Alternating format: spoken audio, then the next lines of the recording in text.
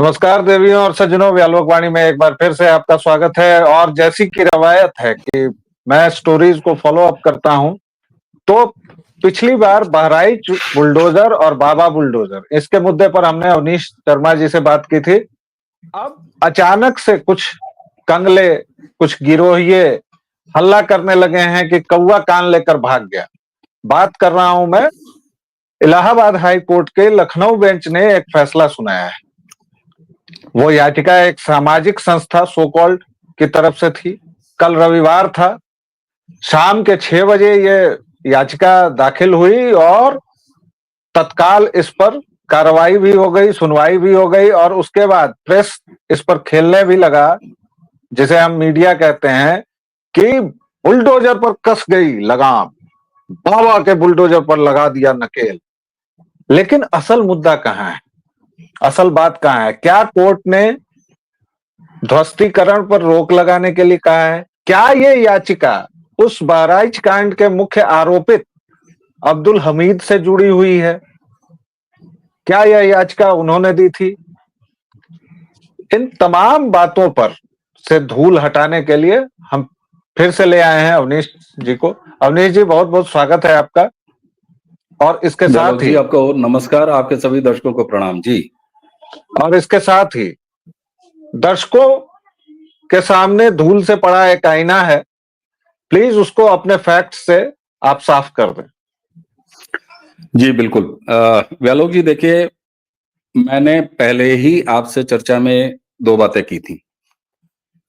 एक सवाल सबसे पहले जिसको हल कर लिया जाए, उसके बाद आगे बढ़ा जाए।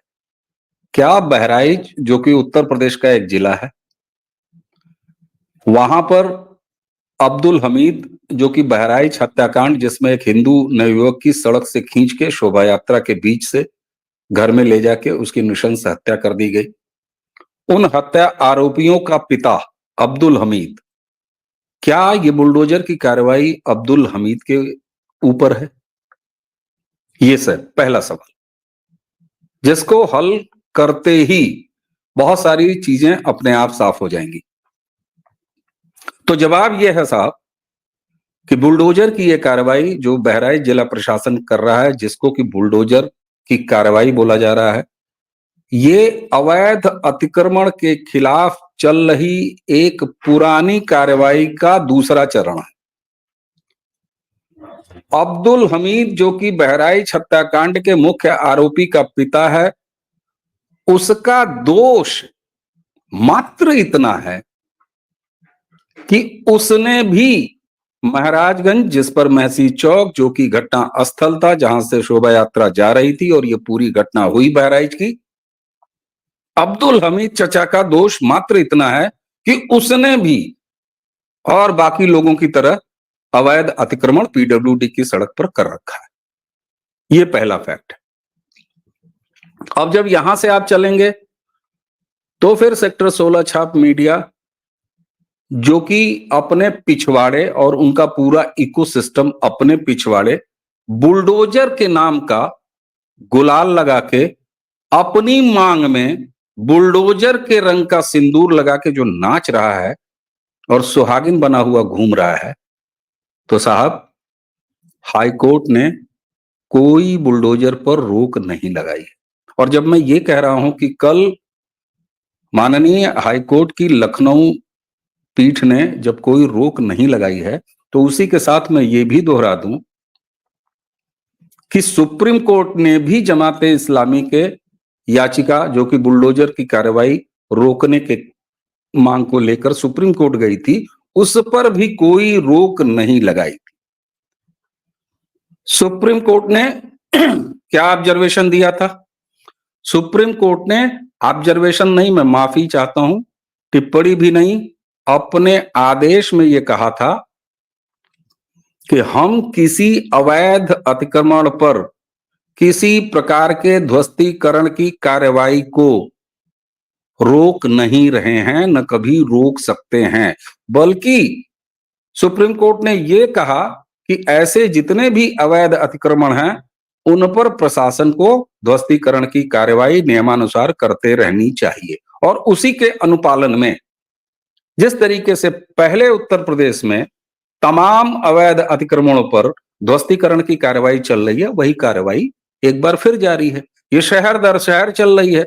ये लखनऊ का अकबर नगर जो अवैध बस्ती थी उसको उजाड़ चुकी है।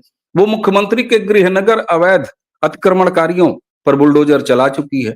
दूसरा, एक मेरी बड़ी अपील है उत्साही राष्ट्रवादियों से और इधर के खेमे वालों से, कृपया अवैध अतिक्रमण को प्रशासनिक अमले द्वारा ध्वस्तीकरण की कार्रवाई को बुलडोजर का पर्यायवाची न बनाएं।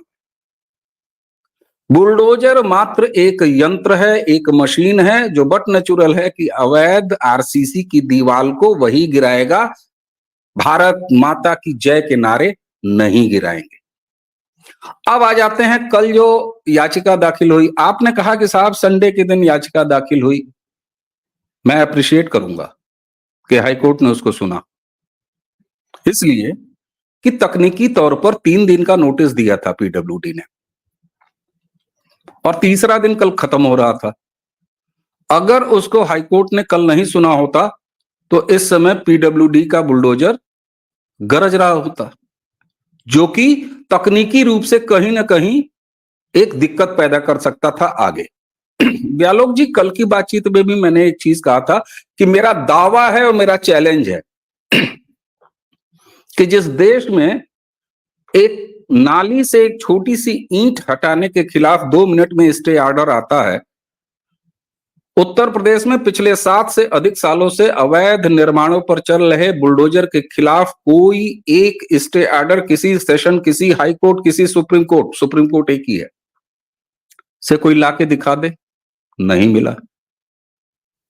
अब उसका जवाब तो देना पड़ेगा। जो ब्रेकिंग लेके उड़ा जा रहा है, रुक गया बाबा का बुलडोजर, तोड़ दिया हाईकोर्ट ने बुलडोजर का मुंह, फंस गए योगी, धंस गए योगी।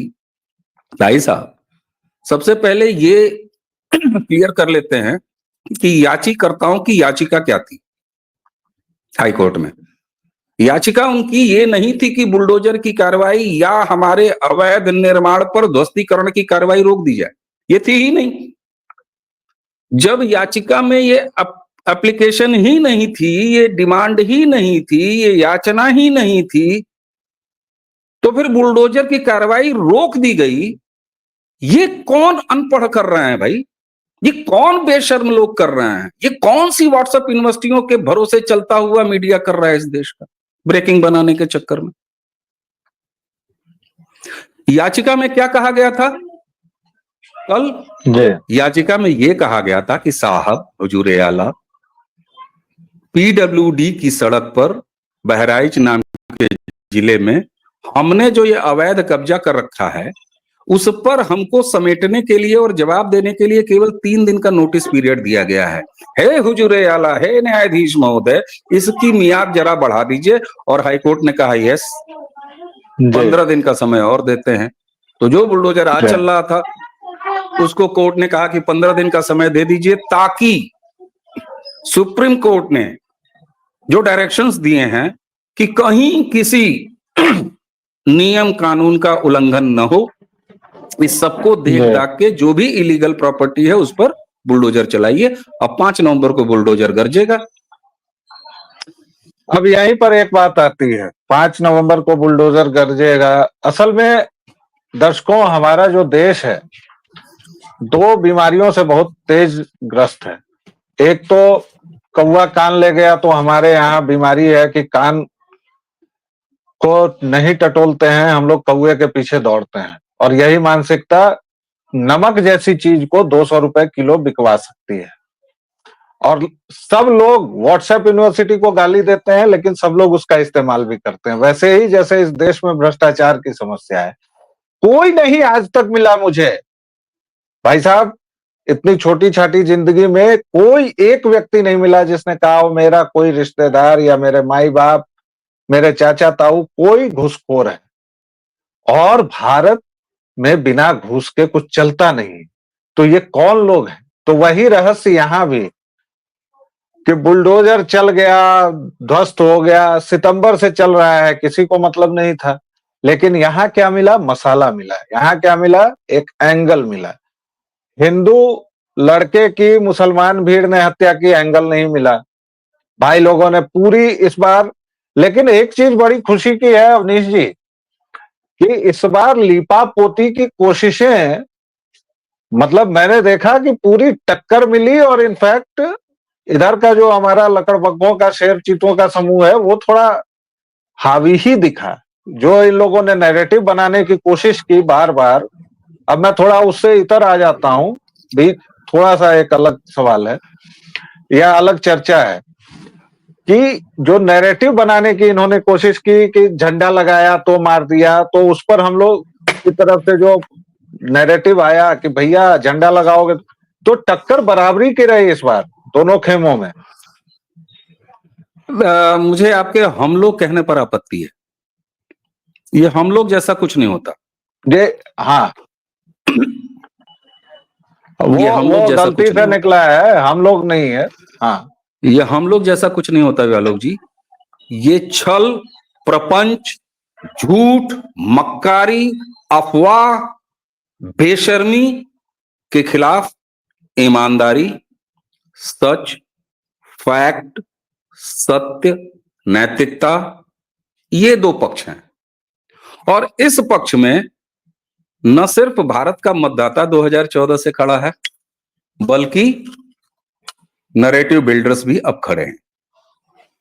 और ये तो जुमला मुझे नहीं लगता है कि आप जामा मस्जिद में भी लेके जाइए और वहां से भी आपको हाँ ही सुनने को मिलेगी कि हाँ अवनीश जी ने बिल्कुल सही कहा है, सच की जीत होती है अल्लाह। तो सच की जीत हो रही है साहब। ये किसका पक्ष और कैसा पक्ष? जी ये जी, सत्य का पक्ष है। मैं केवल एक चीज, एक लाइन जोड़ रहा था इसमें कि ये जो हमने मॉडल चुना है ना इंतखाबात का, उसमें चूंकि संख्या की बात होती है, इसलिए मैंने विशुद्ध क्वांटिटी के लहजे से कहा कि क्वांटिटी के आधार पर, मतलब बहुत अरसे बाद मैंने देखा कि कोई नैरेटिव नहीं बनने दिया गया झूठ वाला, वरना आज तक तो सब झूठ ही लदाता चला आ रहा है महाराज। ये मैंने कहा। ठीक, मेरी मेरी फिर आपत्ति है, आप फिर अनम्यूट करेंगे। आपने जब ये कहा कि आप क्वांटिटी की बात कर रहे हैं, यानी संख्या बल की बात ज्यादा कर रहे हैं। अगर 10 झूठ बोलने का प्रयास हुआ, 10 छल करने का प्रयास हुआ, 10 अफवाहें बेचने का प्रयास हुआ, तो 100 सच आए, 100 ईमानदारी आई और 100 सही फैक्ट आए। यहां पर सिर्फ क्वांटिटी नहीं है, क्वालिटी भी है। और जब क्वांटिटी के साथ क्वालिटी होती है, तभी झूठ और फरेब ये दबता भी है। क्वांटिटी के साथ क्वालिटी कैसी है, मैं आपको बताता हूं। आपने ही क्वांटिटी के साथ क्वालिटी परोसी है साहब। हम सब ने गिलहरियों की तरह ये काम किया है, असंख्य लोगों ने ये काम किया है। मुझे अब भी 2013 का वो अंतिम महीने और 2014 मई के बाद शपथ लेने के ठीक पहले तक इस लेफ्ट लिबरल इकोसिस्टम, जो सोशल मीडिया, उस समय का ट्विटर और फेसबुक पर एक बात कहता था कि ये सारे पेड आईटी सेल के लोग हैं और ये जितना कुछ भी सोशल मीडिया में दिखाई दे रहा है, एक बार चुनाव हो जाएगा, नई सरकार बन जाएगी, वो सब के सब गायब हो जाएंगे। लेकिन व्यालोक जी, इतिहास गवाह है, हम सब साक्षी हैं कि वो संख्या लगातार बढ़ती नहीं रही, मल्टीप्लाई होती रही है। और आज करोड़ों की संख्या में, मैं लाखों नहीं कह रहा हूं, करोड़ों की संख्या में स्वतः फुर्त राम जी की गिलहरियां आज विमर्श के इन प्लेटफॉर्मों पे, जिन्हें सोशल मीडिया की जगह मैं जन मीडिया, लोक मीडिया कहता हूं, वहां पर मजबूती से खड़ी हैं। और वहीं से वो आपके परिणाम निकल के आता है कि जहां आप ये कह रहे हैं कि अब ये नैरेटिव ध्वस्त होता है। ये नैरेटिव कहां कहां ध्वस्त होता है साहब? जी जी बोल रहे हैं, आधा सेकंड और बोलने दीजिए सरकार। जी जी, सितंबर में चल रही थी ये कार्रवाई। लखनऊ के अकबर नगर की सड़क के दोनों किनारे अवैध बस्तियां हाईकोर्ट, सुप्रीम कोर्ट के निर्णय के बाद गिरा दी गई। उस समय भी ये हल्ला हुआ, नैरेटिव नहीं चला। मैं अभी सुबह सुबह उधर से किसी काम से टहल के आ रहा था, दोनों तरफ, एक तरफ तो क्या हरियाली बिखर गई है, क्या शानदार बाग बगीचे दिखाई दे रहे हैं। दूसरी तरफ मैंने देखा कि भाई बुलडोजर चल रहा था, जमीन साफ कर रहा था, और वहां खाद पानी दिया जाएगा, वहां भी हरियाली आएगी। सितंबर के महीने में, जैसा कि हम लोगों ने कल भी बताया था, आपने अभी दोहराया, ये कार्रवाई चल रही थी बहराइच में। पहले ही 9 दुकानें, 4-8 घर और कुछ जो है टीन शेड वो गिराए जा चुके थे। दूसरी कार्रवाई ये है, तीसरी लिस्ट और आएगी, और सुनिए, ये लिस्ट तब तक आती जाएगी जब तक महाराजगंज मैसी चौक से लेके बहराइच टाउन को जाने वाली पीडब्ल्यूडी की वो सड़क पूरी तरीके से अतिक्रमण मुक्त नहीं हो जाएगी, बुलडोजर नहीं रुकेगा। बिल्कुल ठीक। और जिस वजह से मैंने इंटरजेक्ट करने का फैसला किया था, आप उसी वापस हम लोग आ गए। वो थोड़ा सा हम लोगों ने पहले जो बातचीत की, बुलडोजर नहीं रुकेगा, ये है फैक्ट नंबर 1। फैसला इस बात पर नहीं मांगा गया था कि आप ध्वस्तीकरण की कार्रवाई रोकें, यह है फैक्ट नंबर 2। अब्दुल हमीद आरोपितों का पिता है और उसका मकान अतिक्रमण पर बना हुआ है, उसको ध्वस्त करने की वजह यह है, यह केवल एक संयोग मात्र है कि उसका बहराइच दंगों के मुख्य आरोपित का वह पिता भी है। ये 3 फैक्ट हैं। अब कौवा तो कान लेके चला गया साहब, कहां तो लेके गया? खींच लिया लोगों ने। तो खींच लिया लोगों ने। मैं ये आखिरी सवाल अभी की चर्चा का है कि ये आप जिन्हें नोएडा सेक्टर 16 कहते हैं, मैं उनको एंटरटेनमेंट चैनल्स कहता हूं, उनकी बदगुमानी पर रोक वोक लगेगी कि नहीं, कि वो ऐसे ही चलता रहेगा? सर देखिए, ऐसा है, इस देश में लोकतंत्र के 3 खंबे हैं। हमारा पूरा लोकतंत्र 3 खंभों पे टिका है। फर्जी और फ्रॉड तरीके से कलम का एक खंभा चौथा खंभा के नाम पर घुसा दिया गया है, जिसका कोई कहीं आधार नहीं मिलता। कायदे से हमारा पूरा लोकतंत्र जो है वो 3 ही खंभों पर टिका है, न्यायपालिका, कार्यपालिका, विधायिका। इसके अलावा ये चौथा कलम कब घुस गया, जो कि खबरों की मंडी है, जिसने लगातार इस देश में खुद की क्रेडिबिलिटी खत्म करने के अलावा और कोई काम नहीं किया है। तो साहब, वो क्या कहता है और क्या नहीं कहता है, अब इस देश में बहुत ज्यादा मायने नहीं इसके रह जाते हैं, क्योंकि वो समय इतिहास हो गया जब खबरों को लिखने वाला जो लिख देता था, खबरों को पढ़ने वाले की औकात केवल संपादक के नाम एक पाती की रहती थी, और सप्ताह में किसी एक दिन संपादकीय पन्ने पर 3-4 संपादक के नाम पाती पढ़ दी जाती थी। अब वो समय चला गया कि जब विजुअल मीडिया में जो कुछ भी वो बोल दें और नैरेटिव वो सेट करें, जनता उसे देखती रहे, क्योंकि अब मेन स्ट्रीम नाम की कोई मीडिया नहीं रह गई है। व्यालोक जी जिस सच को प्रामाणिकता के साथ व्यालोक वाणी पर कह रहे हैं, अवनीश उसमें हिस्सेदार हैं, अपना प्रयास कर रहे हैं। बीबीसी से लेके सेक्टर 16 और इस दुनिया की कोई मीडिया जिस इंटरनेट प्लेटफॉर्म पे चलती है, आप भी वहीं चल रहे हैं और वहीं से दर्शकों के पास पहुंच रहे हैं। इसलिए we all are same stream media, there is nothing called main stream media. तो एक चीज ये रही। एक तकनीकी और विधिक चीज और मुझे लगता है कि दर्शकों के सामने निश्चित तौर पर चली जानी चाहिए, वरना पहला ही कमेंट ये पूछ देगा। जब आप बात कर रहे हैं, एक याचिका फिर से सुप्रीम कोर्ट में गई और सुप्रीम कोर्ट उसकी सुनवाई कर रही है। जब लोग इस बात की निंदा करते हैं, आलोचना करते हैं कि अरे अरे ये रात में क्यों सुनवाई हो गई, मैं चाहता हूं, मैं खुश होता हूं कि प्रायोरिटी पर इसकी लिस्टिंग कर लीजिए और जल्दी से बेहयाई को सुन लीजिए, ताकि बहुत जल्दी इस देश को पता चल जाए। लेकिन सर, उसी सुप्रीम कोर्ट ने उत्तर प्रदेश के ही संदर्भ में बुलडोजर यानी ध्वस्तीकरण अवैध की एक कार्रवाई पर पहले ही निर्णय दे दिया है। इसलिए मुझे पूरा भरोसा है, और भरोसा नहीं, इत्मीनान है कि अपने ही फैसले पर कोई यू टर्न नहीं लेने वाला है सुप्रीम कोर्ट। आज की जो सुप्रीम कोर्ट की याचिका है, वहां महत्वपूर्ण यह है कि इलाहाबाद की याचिका समय बढ़ाने की मांग के साथ थी। सुप्रीम कोर्ट में याचिका सीधे सीधे तौर पर अवैध अतिक्रमण को निरस्त करने की याचना के साथ गया है, क्योंकि सुप्रीम कोर्ट ने पहले ही ऐसी जमाते इस्लामी की याचिका पर यह कह दिया है कि वैध को गिराओगे नहीं, तुम गिराते नहीं हो, आई एम सॉरी, वैध को तुम गिराते नहीं हो, अवैध को गिराओगे तो हम बिल्कुल नहीं छेड़ेंगे। और यहां अगर पीडब्ल्यूडी की मामला में ये बहराइच वाला अवैध है, तो एक बार फिर ये सारी याचिकाओं पर यही डायरेक्शन या यही ऑब्जर्वेशन आएगा कि भाई देख लीजिए, थोड़ा समय और दे दीजिए, नाप जोख कर लीजिए, देख लीजिए, हो सकता है बाथरूम अतिक्रमण में हो, पाखाना जी जो है अब्दुल मियां का वो पीछे हो, तो पाखाना जी करने की जगह उनको छोड़ दीजिए और बाथरूम गिरा दीजिए, बस इतना ही होगा। मैं पूरी तरीके से इस बात को आप भरोसा रखता हूं कि कम से कम इस देश में सेशन से लेके हाई कोर्ट से लेके सुप्रीम कोर्ट तक का कोई न्यायालय किसी अवैध को देश में चलने नहीं जी। देगा, और योगी आदित्यनाथ जी का बुलडोजर किसी वैध पर चलता नहीं।